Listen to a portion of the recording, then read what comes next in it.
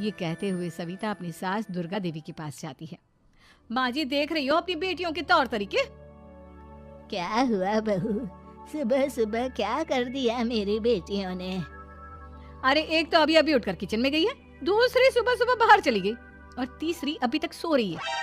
क्या करूं मैं इन तीनों का, मैं तो परेशान हो गई हूँ। जाकर उठा उसे और रेशमा से मैं बात करती हूँ।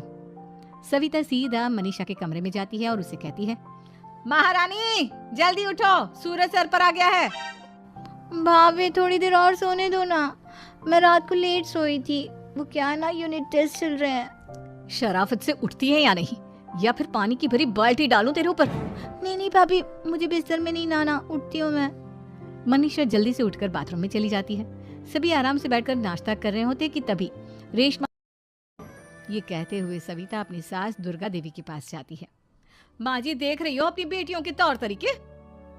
क्या हुआ बहू, सुबह सुबह क्या कर दिया मेरी बेटियों ने? अरे एक तो अभी अभी उठकर किचन में गई है, दूसरी सुबह सुबह बाहर चली गई और तीसरी अभी तक सो रही है। क्या करूं मैं इन तीनों का, मैं तो परेशान हो गई हूँ। जाकर उठा उसे और रेशमा से मैं बात करती हूँ। सविता सीधा मनीषा के कमरे में जाती है और उसे कहती है, महारानी जल्दी उठो, सूरज सर पर आ गया है। भाभी थोड़ी देर और सोने दो ना, मैं रात को लेट सोई थी, वो क्या ना यूनिट टेस्ट चल रहे हैं। शराफत से उठती है या नहीं, या फिर पानी की भरी बाल्टी डालूं तेरे ऊपर? नहीं भाभी, मुझे बिस्तर में नहीं लाना, उठती हूँ मैं।